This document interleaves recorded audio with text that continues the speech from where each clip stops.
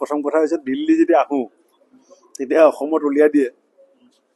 দুই এটা পৰ্টেলে মোক বেয়া পায় আৰু বেয়া পোৱা পৰ্টেলকেইটা উলিয়াই দিয়ে যে ভূপেন বৰাক তলব সভাপতি বদলিও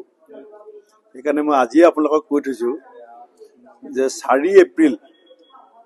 আমাৰ অসমৰ ৩৫ গৰাকী জিলা কংগ্ৰেছৰ সভাপতি দিল্লী আহিব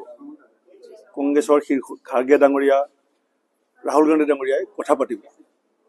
তেতিয়া আকৌ আপোনালোকে নুলিয়াব যে এইবাৰ ভাঙিব আমাৰ 4 এপ্ৰিলত এখন মিটিং আমি আজি ফিক্স কৰিছোঁ আমাৰ ৩৫ গৰাকী জিলা সভাপতি আমি দিল্লীলৈ মাতিছোঁ আমাৰ কেন্দ্ৰীয় নেতৃত্বৰ সৈতে বহি তেখেতসকলৰ যিখিনি ভাৱ আৰু অনুভৱ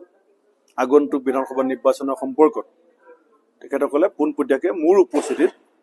কেন্দ্ৰীয় নেতৃত্বৰ সৈতে কথা পাতিব সেইকাৰণে মই আগতে কেলৈ ক'লোঁ ক'ব নালাগে আচলতে কাৰণ তেতিয়া হোৱা দোৱা লাগিব যে সব জিলা প্ৰেচিডেণ্ট মাতি নিছে এইবাৰ বা কি হয় দ্বিতীয়তে 7 আৰু 8 এপ্ৰিল গুজৰাটত আমাৰ AICC অধিৱেশন আছে অসমৰ পৰা 42 গৰাকী নেতা গুজৰাট যাব 7 আৰু 8 তাৰিখে গতিকে সেইটো মই আপোনাক কৈ থৈছোঁ যে 7 আৰু 8 তাৰিখে 42 গৰাকী যাব AICC মেম্বাৰ ইলেক্টেড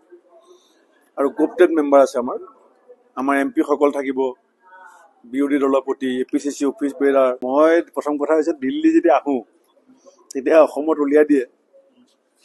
দুই এটা পৰ্টেলে মোক বেয়া পায়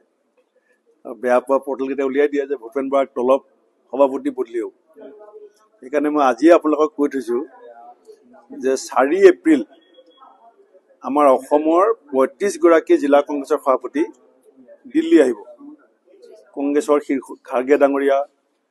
ৰাহুল গান্ধী ডাঙৰীয়াই কথা পাতিব তেতিয়া আকৌ আপোনালোকে নুলিয়াব যে এইবাৰ ভাঙিব আমাৰ 4 এপ্ৰিলত এখন মিটিং আমি আজি ফিক্স কৰিছোঁ আমাৰ ৩৫ গৰাকী জিলা সভাপতি আমি দিল্লীলৈ মাতিছোঁ আমাৰ কেন্দ্ৰীয় নেতৃত্বৰ সৈতে বহি তেখেতসকলৰ যিখিনি ভাৱ আৰু অনুভৱ আগন্তুক বিধানসভা নিৰ্বাচনৰ সম্পৰ্কত তেখেতসকলে পোনপটীয়াকৈ মোৰ উপস্থিতিত কেন্দ্ৰীয় নেতৃত্বৰ সৈতে কথা পাতিব সেইকাৰণে মই আগতে কেলৈ ক'লোঁ ক'ব নালাগে আচলতে কাৰণ তেতিয়া হোৱা দোৱা লাগিব যে সব জিলা প্ৰেচিডেণ্ট মাতি নিছে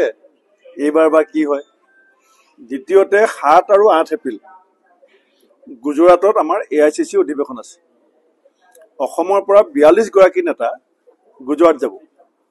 7 আৰু 8 তাৰিখে গতিকে সেইটো মই আপোনাক কৈ থৈছোঁ যে 7 আৰু 8 তাৰিখে 42 গৰাকী যাব AICC মেম্বাৰ ইলেক্টেড আৰু কোপটেড মেম্বাৰ আছে আমাৰ MP সকল থাকিব বিৰোধী দলৰ প্ৰতি APCC অফিচ বেৰাৰ